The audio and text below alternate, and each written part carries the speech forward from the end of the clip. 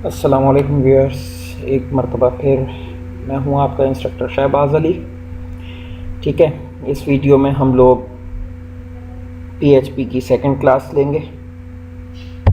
ठीक, तो इस क्लास को भी हम उसी तरीके से हम सेव करते हैं। ठीक है, second underscore class dot PHP का मैंने एक्सटेंशन दिया, देन मैंने सेव। ठीक है, PHP देन PHP क्लोज। अब जावा स्क्रिप्टिंग वगैरह में या दूसरी लैंग्वेज में, हर लैंग्वेज में अपने तरीके से वेरिएबल डिक्लेयर होते हैं। ठीक है, जावा स्क्रिप्टिंग का हम लोगों का होता है VAR करके, और PHP 4 में भी VAR करके होता था।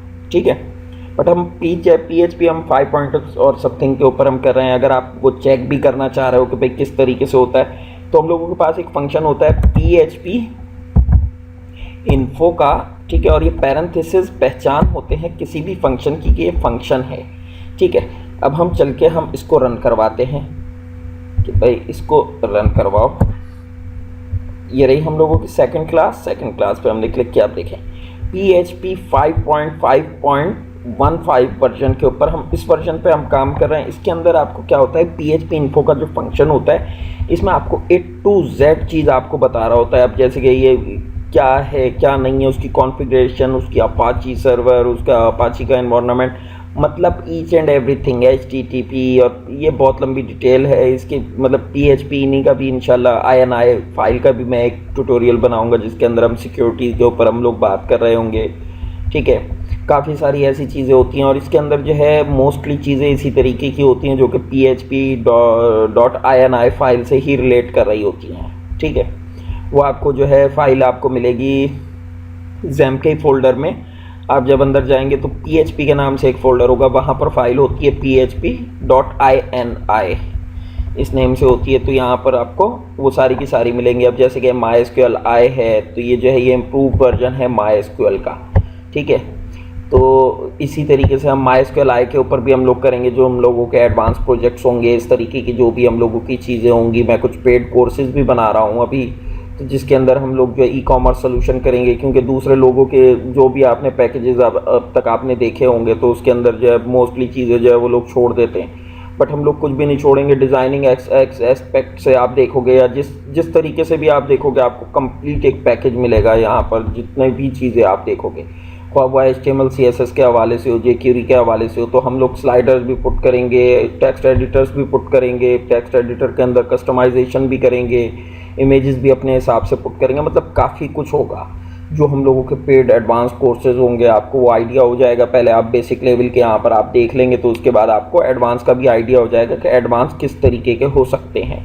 ठीक है, तो ये हम लोगों का एक छोटा सा फंक्शन होता है PHP इन्फो।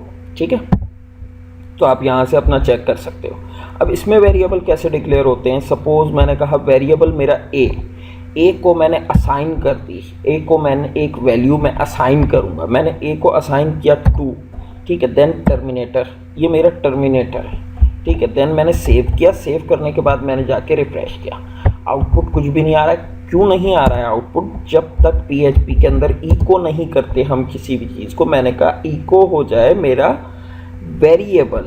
मेरा वेरिएबल कौन सा वेरिएबल? मैंने कहा मेरा इको हो जाए वेरिएबल ए। अब वेरिएबल ए को हमने क्या वैल्यू हमने असाइन की थी? 2, तो 2 यहाँ पर इको हो गया आपका। इसी तरीके से अगर मेरे पास दूसरा भी मेरा कोई वेरिएबल है, लाइक मैंने कहा मेरे पास वेरिएबल है, मेरा वेरिएबल बी की वैल्यू भी मेरे पास बल्कि 4 है। ठीक है, देन मैंने कहा सेव। ठीक, देन रिफ्रेश मैंने किया, अब बी नहीं आ रहा। अगर मैं इसके आगे इस तरीके से लिखूं $B, मैंने अपना वेरिएबल बी भी मैंने साथ में लिख दिया कि भाई बी भी मेरा इको करवा दो, बट इधर तो एरर आ गया। अब इस चीज़ को हम कैसे करेंगे कि भाई 2 वेरिएबल्स हैं मेरे पास इंटीजर वैल्यू में। अब ये जो भी न्यूमेरिक वैल्यू होती है, इसको हम, इसकी डेटा टाइप क्या कहलाती है? इंटीजर। ठीक है, इंटीजर हम लोगों के पास है। अब मैंने किस तरीके से इसको करना है, बीच में मैंने लगा दिया एक डॉट। मैंने कहा ए डॉट बी। अब डॉट क्या चीज़ है? अब देखें 24 आ गया, 4 उसकी वैल्यू आ गई और 2 इसकी आ गई। अब डॉट क्या है? डॉट है कॉनकैटिनेटिंग ऑपरेटर। ठीक है, एक को दूसरे से वो खुद ही मिलाएगा, वो हर चीज़ खुद करेगा। अब जैसे कि मैंने कहा डॉट ठीक, अब मैं कह रहा हूँ कि जो ये 2 अलग रो में आए, अलग लाइन में आए और 4 अलग में आ जाए। तो इसी तरीके से मैं क्या करूँगा, यहाँ पर मैंने इन्वर्टेड कॉमास लगाया, मैंने कहा बी आर जो कि हम लोगों का HTML का टैग है, मैंने कहा बी आर, ठीक है। अब मैंने ए को कॉन्केटिनेट किया बी आर के साथ, बी आर क्या करेगा, लाइन ब्रेक करेगा। फिर इसी तरीके से मैंने यहाँ पर एक कॉन्केटिनेटिंग ऑपरेटर लगा दिया कि भाई फिर बी आर इससे भी कॉन्केटिनेट कर रहा है, ठीक है, दोनों से कर रहा है। हमने देन रिफ्रेश किया, देखें 2 अलग आ गया और 4 अलग आ गया, ठीक है। अब मैं ये चाह रहा हूँ कि ये दोनों के दोनों वेरिएबल्स हम लोगों के क्या नाम है इसका प्लस हो जाए। तो मैंने इस जगह के ऊपर कहा, मैंने कहा एक मेरा न्यू वेरिएबल आ जाए, या न्यू वेरिएबल भी ना है, मैंने कहा $A प्लस कर दो $B को, ठीक है। दोनों को मैंने प्लस किया, अभी भी आउटपुट नहीं आएगा। क्यों नहीं आएगा, क्योंकि हम लोग इको नहीं कर रहे हैं, ठीक है। जब तक हम इको नहीं करेंगे, इसमें एक इको होता है, एक प्रिंट भी होता है, दोनों से हम जो है आउटपुट ले सकते हैं। देखिए 6 आउटपुट आ गया। अगर मैं इसकी जगह पे मैं प्रिंट करूंगा तो प्रिंट से भी मैं आउटपुट ले सकता हूं, ठीक है। मैंने कहा प्रिंट, ठीक है, प्रिंट से भी आउटपुट आ रहा है। बट हमें इन दोनों में फ़र्क क्या है, इन दोनों के फ़र्क के ऊपर भी मैं जो हूँ फिर कभी आपको ज़रूर बताऊँगा, ठीक है, किसी दूसरी वीडियो के अंदर। तो इन दोनों में फ़र्क होता है। मोस्टली लोग ये कहते हैं कि जो कोई फ़र्क नहीं होता, लेकिन कोई भी बेवकूफ़ नहीं होता। लैंग्वेज बना रहा है पूरी की पूरी, इको भी रख रहा है, प्रिंट भी रख रहा है, एक ही काम के लिए 2-2 चीज़ें कोई नहीं रखता है, ठीक है। हर चीज़ का एक मकसद होता है, कोई भी चीज़ हो उसका एक मकसद होता है पीछे, वो किसी मकसद के तहत ही रखी जाती है। तो उस चीज़ को हमेशा सोचा करें, ठीक है। तो इसी तरीके से हमने कहा भाई इको हो जाए। इको में हमने क्या किया, A प्लस बी हमने किया, आउटपुट हम लोगों के सेम आ रहा है। बट इसका प्रॉपर तरीक़ेकार क्या है, अब इस जगह के ऊपर मैंने कहा $C के नाम से मेरा एक वेरिएबल है, और उस वेरिएबल को मैंने ये दोनों की दोनों वैल्यूज़ असाइन कर दी, A प्लस बी। और यहाँ पर आके अब हम क्या कर रहे हैं, $C, ये जो मेरा वेरिएबल है, मैं इस वेरिएबल को बोलता हूँ ये वेरिएबल मेरा इको हो जाए। ये आपने अक्सर अलजबरा के अंदर आपने वाली चीज़ें पढ़ी होंगी। ये देखें, अब ये है मेरा प्रॉपर तरीक़ेकार कि इस तरीके से हम लोग इको करेंगे।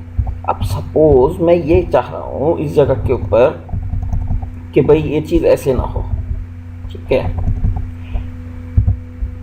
मैंने कहा एक मेरा वेरिएबल x है, उसको मैंने असाइन कर दी वैल्यू 20, ठीक है।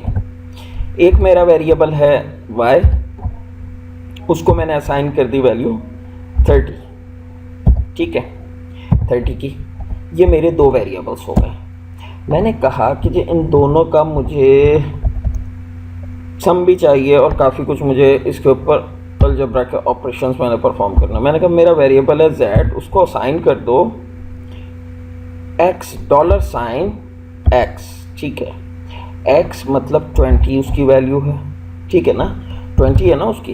मैंने कहा x की वैल्यू उसको मल्टीप्लाई कर दो, किसके साथ भाई मल्टीप्लाई कर दो उसको, सपोज मैंने कहा उसको मल्टीप्लाई कर दो 100 के साथ, ठीक है।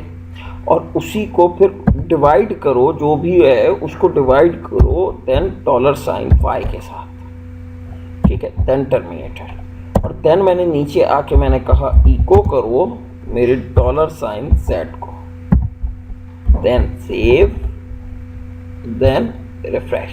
अब देखें उसका डेसिमल के अंदर आपको पूरा का पूरा एक आंसर आ गया, 66 पॉइंट फलाना फलाना फलाना, ठीक है ना। तो 67 ये जो भी आप लोगों का आंसर था वो आपके पास आंसर आ गया कि जो इसका आंसर ये होना चाहिए। तो इस तरीके से हम लोगों की जो भी अर्थमेटिक हम लोगों की ये क्या नाम है पूरी की पूरी फंक्शनलिटी होती है, इन ऑपरेटर्स को हम लोग कहते हैं अर्थमेटिक ऑपरेटर्स। ये हम लोगों का असाइनमेंट ऑपरेटर है। ऑपरेटर्स के ऊपर भी हम लोग डिटेल के अंदर हम लोग बात करेंगे किसी ट्यूटोरियल के अंदर कि असाइनमेंट ऑपरेटर क्या होता है, कंपैरिजन ऑपरेटर क्या होते हैं, अर्थमेटिक ऑपरेटर्स क्या होते हैं। तो इन सब चीज़ों के ऊपर जो है हम लोग डिटेल के अंदर हम लोग बात करेंगे। इंशाल्लाह हम लोगों के अगले ट्यूटोरियल के अंदर ज़रूर बात करेंगे, ठीक है। तो जब तक के लिए इतना ही काफ़ी है। टिल देन अल्लाह हाफिज़। मेरे चैनल को सब्सक्राइब करना नहीं भूलिएगा, वीडियो को लाइक भी ज़रूर करिएगा, फेसबुक का पेज लाइक करिएगा। आप लोगों को बहुत कुछ और भी इंशाल्लाह सीखने को मिलेगा। टिल देन अल्लाह हाफिज़।